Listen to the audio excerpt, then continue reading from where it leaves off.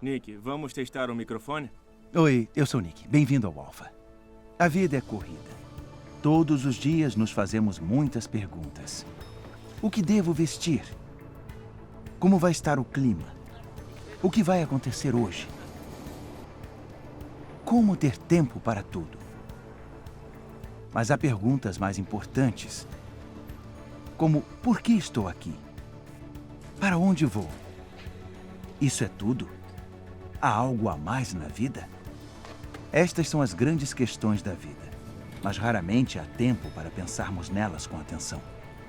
Todos temos diferentes perspectivas sobre o significado da vida e da fé. E Alpha é uma oportunidade para explorar as perguntas importantes. Aqui é um ótimo lugar para nos reunirmos e discuti-las de forma aberta e honesta. Eu sou a Gemma. Eu sou o Toby. E esse é o Alpha.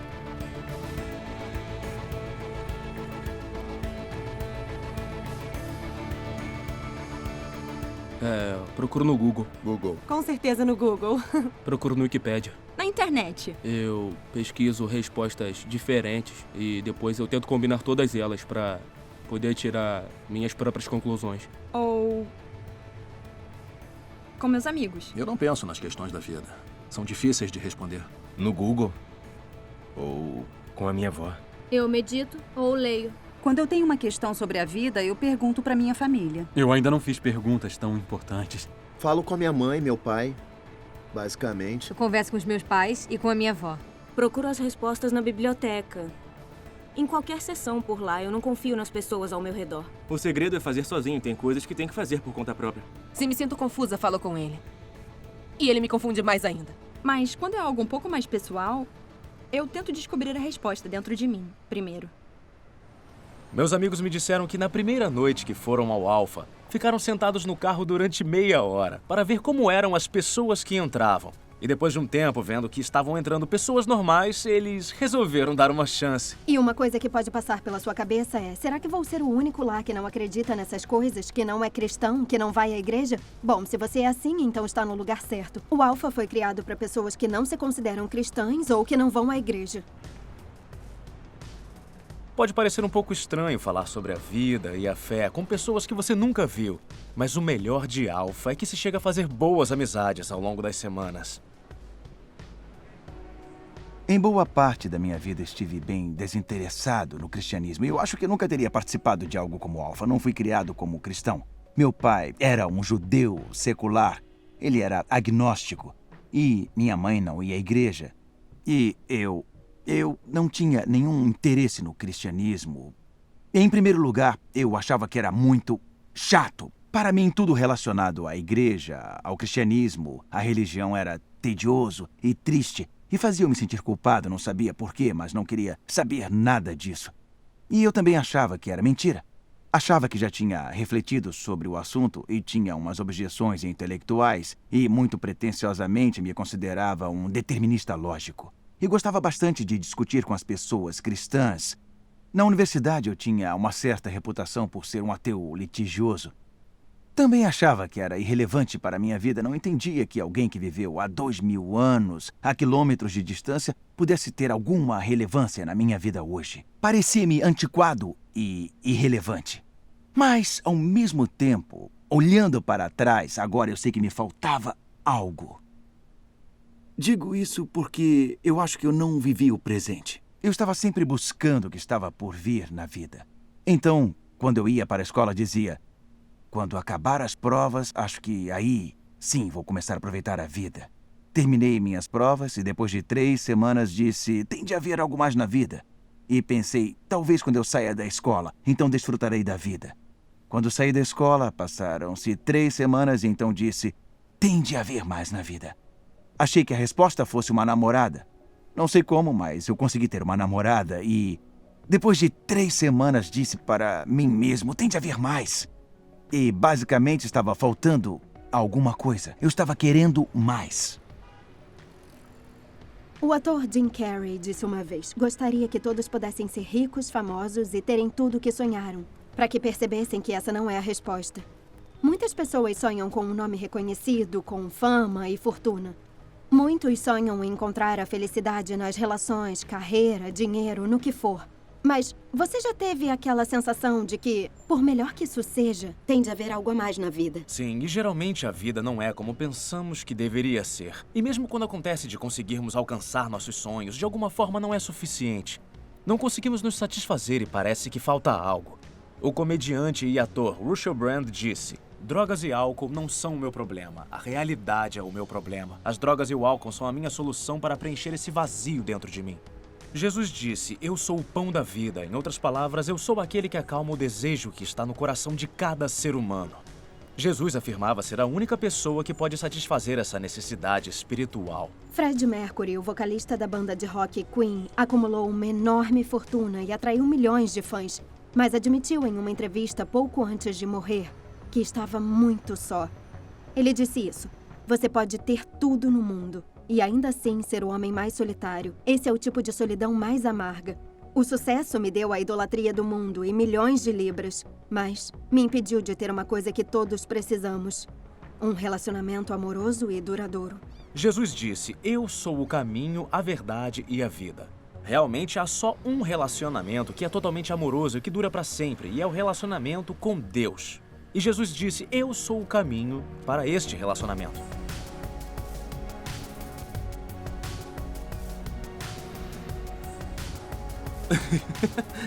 Talvez dinheiro. O que me faz feliz, música.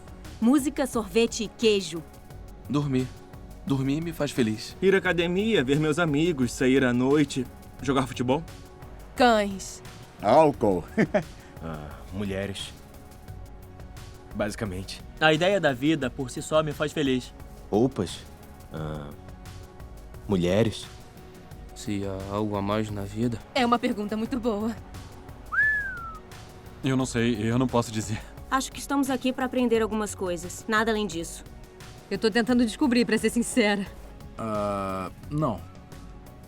É viver o momento. Com certeza, eu acredito que a vida é muito mais do que isso. Não faço ideia. Foi mal. Quando eu tinha uns 17 anos, eu estava sentado comendo hambúrgueres com 2 amigos. Olhávamos pela janela e falávamos de algumas lojas do outro lado da rua. E de repente eu percebi que eu não conseguia ler nenhuma placa, nem se eu forçasse a vista. Então eu pedi os óculos de um dos meus amigos emprestado. E assim que eu os coloquei, eu percebi que eu podia enxergar tudo. Cores, formas, palavras. Eu fiquei impressionado como tudo era tão claro. Eu já enxergava antes, mas agora eu podia ver de verdade. Para mim, essa é a melhor forma de descrever a diferença que Jesus faz. Jesus é a lente através da qual vemos Deus. E também é a lente através da qual vemos o mundo de uma maneira totalmente diferente. Jesus disse: eu sou a verdade. Muitas pessoas responderiam a um cristão assim: olha, que bom para você. Você encontrou um propósito para a sua vida. Mas isso não serve para mim. Mas se você parar para pensar, esse pensamento não tem lógica, porque se o cristianismo é verdade, ele tem uma importância vital para cada um de nós. E se não é verdade, não é bom para nós, porque estaríamos iludidos. C.S. Lewis foi um dos grandes intelectuais do século XX e provavelmente é mais conhecido por ser o autor de As Crônicas de Nárnia. Ele disse: o cristianismo, se for falso, não tem importância. E se for verdadeiro, tem uma importância infinita. O único que não pode ser é moderadamente importante. Eu venho de uma família de advogados, então, naturalmente, eu quis verificar os documentos originais e as fontes. Eu nunca tinha parado para verificar essas evidências e fiquei muito surpreso com a quantidade de evidências sobre a vida, a morte e a ressurreição de Jesus. Para mim, foi através da leitura destes documentos que encontramos no Novo Testamento que eu cheguei à conclusão de que é verdade. Um dos últimos casos que defendi como advogado foi em um tribunal na frente de Lord Denning, um homem absolutamente brilhante, talvez o maior juiz do século XXI. Ele disse em certa ocasião que a Bíblia era o livro mais desgastado na biblioteca dele. Ele examinou as evidências com muito cuidado e chegou à conclusão de que é verdade. Um ex-professor de história da Universidade de Oxford descreveu a ressurreição como o fato melhor atestado na história. Até então eu não sabia que muitos dos pioneiros da ciência moderna eram cristãos. Descartes, Newton, Kepler, Galileu, Locke, Copérnico, Faraday, Kelvin, Pasteur. Francis Collins, um dos maiores cientistas do nosso tempo, diretor do projeto Genoma Humano, que mapeou 3 bilhões de letras do DNA humano, considerado por muitos o empreendimento científico mais significativo do nosso tempo. descreveu como ele encontrou Jesus e passou a acreditar na verdade do cristianismo. Bem, na casa onde eu cresci, não falávamos muito sobre fé. Meu pai era um professor de teatro, minha mãe era uma dramaturga.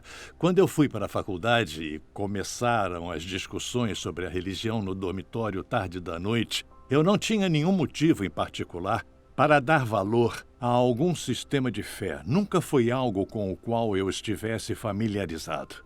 E achava que qualquer sentimento religioso de qualquer pessoa deveria estar baseado em alguma experiência emocional. E eu não confiava nisso, ou em algo baseado em adoctrinamento na infância, coisa que eu me sentia afortunado de não ter tido. Eu adorava a experiência de aprender sobre o corpo humano e todos os seus componentes, e adorava especialmente investigar a genética. Mas eu acabei no meu currículo escolar médico indo parar à beira do leito de pacientes doentes. Aquilo não era mais um estudo abstrato de moléculas e sistemas, eram pessoas reais. E uma tarde, uma das minhas pacientes, uma mulher idosa incrível com cara de avó, que tinha uma doença cardíaca terrível, começou a sofrer uma dor torácica enorme enquanto eu estava com ela. Por fim superou aquilo. E depois, então, me explicou como a sua fé era a única coisa que a ajudava naquela situação. Ela percebeu que os médicos em volta dela não a ajudavam muito, mas a sua fé sim. E depois que ela terminou de fazer uma descrição muito pessoal dessa fé, ela se voltou para mim. Até então eu estava em silêncio. Ela olhou para mim com curiosidade e disse: "No que você acredita, doutor?" E finalmente eu tive que admitir para mim mesmo que aquela pergunta me fez perceber que eu tinha chegado à resposta para a questão mais complexa que os seres humanos precisam enfrentar. Deus existe? E eu cheguei à resposta sem nunca ter parado para analisar as evidências. E eu me considerava um cientista. Se há uma coisa que os cientistas afirmam que fazem é que chegam a conclusões baseadas em evidências. E eu não tinha me dado ao trabalho de fazer isso. Eu fui auxiliado por um homem de fé que morava próximo à minha casa. Eu fui até ele e fiz perguntas sobre tudo. Ele me deu um livro de C.S. Lewis chamado Cristianismo Puro e Simples. Porque ele era um acadêmico de Oxford, um intelectual prodigioso, que passara pelas mesmas situações. Naquelas páginas eu percebi pela primeira vez que era possível uma pessoa chegar a crer com fundamentos racionais e, de fato, tendo também em consideração muitos indicadores a nosso redor em termos de universo e de um princípio, e a combinação perfeita de todas as constantes que determinam o comportamento de matéria e energia que parecem programados de uma forma tão precisa que tornam a vida possível. E muitas outras coisas, incluindo a minha amada matemática, e o motivo de ela realmente funcionar para descrever o universo é o que faz você pensar que o Criador deve ser matemático. Isso me levou, então, à pessoa de Jesus Cristo. Como uma pessoa da qual, historicamente, existiam muitos documentos, isso era novo para mim. Eu achava que Cristo era um mito, e tanto quanto sua história, mas percebi, depois de ler mais, que ele foi uma figura histórica e que temos bastante evidência sobre a sua existência e os seus ensinamentos, e até sobre a sua ressurreição da morte, literalmente falando. Naquele dia, ao lado da maca da minha paciente, começou uma jornada para mim. Uma jornada que eu não queria começar, mas que sentia que era necessário. Uma jornada que eu pensei que resultaria no fortalecimento do meu ateísmo, mas que, para minha surpresa, resultou na minha conversão. Há uma diferença entre conhecer fatos de uma pessoa e conhecê-la pessoalmente. Eu conheço o meu marido Phil há 3 anos, mas vamos imaginar que, antes de conhecê-lo, eu o encontrei em um site chamado O Homem Ideal. Não há dúvidas de que eu teria olhado para ele e pensado, estou impressionada. E se cada página fosse dedicada a cada uma das habilidades dele? A personalidade incrível, o coração sensível, a inteligência extraordinária, as habilidades dele na cozinha. Eu pensaria, nossa, ele parece mesmo ser uma pessoa incrível. Esse seria o conhecimento intelectual, mas agora eu tenho o privilégio de estar casada com ele. E eu sei que ele é uma pessoa incrível. Esse é o conhecimento que vem da experiência de um relacionamento, e isso vem do coração. Quando Jesus disse, "Eu sou a verdade", estava falando de algo além da pura verdade intelectual. A compreensão hebraica de verdade era da verdade como experiência. E há uma grande diferença entre um conhecimento intelectual e um conhecimento pessoal, entre cabeça e coração. Quando uma pessoa diz, "Eu sei que Jesus é a verdade", não está só falando que está convencida pela evidência. Ela também está falando de experimentar uma relação com Jesus Cristo ressuscitado. Mas Jesus disse, eu sou o caminho, a verdade, e por fim ele disse, eu sou a vida. Eu vim para que tenham vida, e que seja uma vida plena. Jesus veio para enfrentar as coisas em nossas vidas que nos impedem de aproveitar a vida ao máximo, as coisas que estragam a nossa vida. Eu odeio fazer compras, detesto. Acho que sou alérgico às compras. Mas às vezes a minha esposa Pipa me convence a ir às compras. Logo depois do Natal, começaram as promoções e ela me convenceu a ir às compras. E nós fomos a uma loja e compramos este suéter novo, muito legal. É da mesma cor que meus outros suéteres. E nós saímos da loja e fomos comprar um presente para ela. Fomos a uma loja medonha que estava muito cheia. Era inacreditável. E até a Pipa não quis ficar e disse, ok, vamos embora. Então, fomos andando para a saída e assim que saímos, o alarme de segurança disparou. Os seguranças se aproximaram muito rápido e nos impediram de sair. E a multidão que estava tentando sair foi impedida e a multidão que estava tentando entrar também foi impedida. E nós estávamos no meio disso tudo. 6 pessoas que estavam passando pela porta bem no momento quando o alarme tocou foram separadas do resto. Porque os seguranças queriam ver qual de nós 6 tinha disparado o alarme. Então a primeira pessoa passou pela porta e tudo bem, ela não tinha disparado o alarme. Depois foi a vez da próxima, que também não tinha disparado. E depois a terceira e a quarta. E nenhuma delas disparou o alarme. Então só sobrou a Pipa e eu ali de pé. E eu pensei, oh meu Deus, me casei com uma ladra. A Pipa que deve ter disparado o alarme. Então ela passou pela porta e o alarme não tocou. Então eu pensei, ah, meu Deus, eu estou com certeza com alguma coisa. Alguém colocou uma roupa nas minhas coisas. Eu vou ser preso, vou direto para a prisão. E toda a multidão estava assistindo, dos dois lados. Estavam assistindo o criminoso que tinha sido pego saindo da loja. Então eu passei e quando eu passei o alarme tocou. Eles me levaram para o lado, abriram a mochila nas minhas costas e encontraram lá este suéter da outra loja com a etiqueta de segurança. Eu me senti muito culpado. Mas era uma falsa culpa. Às vezes eu também tenho sentimentos verdadeiros de culpa, mas porque faço coisas que não são certas, não são boas. Mas eu tenho uma notícia maravilhosa para você. Deus ama você e Ele me ama. Deus veio na pessoa de seu Filho Jesus Cristo para morrer por você e por mim. E na cruz Ele levou toda a sua culpa, toda a minha culpa, tudo que você já fez de errado, tudo que eu já fiz de errado, disse de errado ou pensei de errado, e Ele morreu em nosso lugar para que nós pudéssemos ser perdoados. E o perdão, como C.S. Lewis disse, é como uma gravação da nossa vida que foi apagada na sua totalidade. E quando recebemos tal perdão, encontramos a vida, e a vida em toda a sua plenitude. E é isso que Jesus quer para você e para mim. A vida em toda a sua plenitude, uma vida plena ao máximo. Sabe, eu acho que por muitos anos eu sempre me esforcei para ser forte dentro de mim. E era como se eu só precisasse de mim mesmo e dos meus amigos, e parecia invencível, mas na verdade nenhum de nós é. E eu não quero realizar essa coisa chamada vida, eu não quero realizar sozinho. E agora eu sinto que este desejo por esta luz interior é mais forte do que o meu medo, do que os outros vão pensar. E muitos já me perguntaram, mas isso não faz a fé se tornar uma muleta? Olha, talvez sim, mas sabe o que uma muleta faz? A muleta ajuda você a ficar de pé e isso torna você mais forte. E nesse caso, com certeza, eu preciso de um pouco disso. Mas principalmente porque é muito mais do que isso. Essa fé interior também é como uma espinha dorsal que me ajuda a ficar de pé e me ajuda a ser forte quando eu estou realmente contra a corrente, enfrentando dificuldades, seja numa montanha ou preso em alguma selva, ou apenas lidando com as tempestades da vida. Olha, com certeza eu preciso disso. Mas no coração, a minha fé cristã diz que eu sou conhecido por Cristo, que pagou o preço. Eu sou abençoado. A fé diz que somos amados independente da nossa confusão. Independente de quantas vezes nós caiamos, e que Jesus, de alguma forma, me levanta. E, com certeza, eu quero isso. Por que não iria querer? Eu achava que o cristianismo era chato, falso e irrelevante. Mas quando li sobre Jesus, percebi que não era nada disso.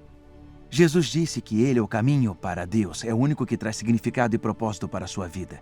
Ele disse que é a verdade, disse que é a vida, que a verdadeira plenitude encontra-se em um relacionamento com Deus por meio dele.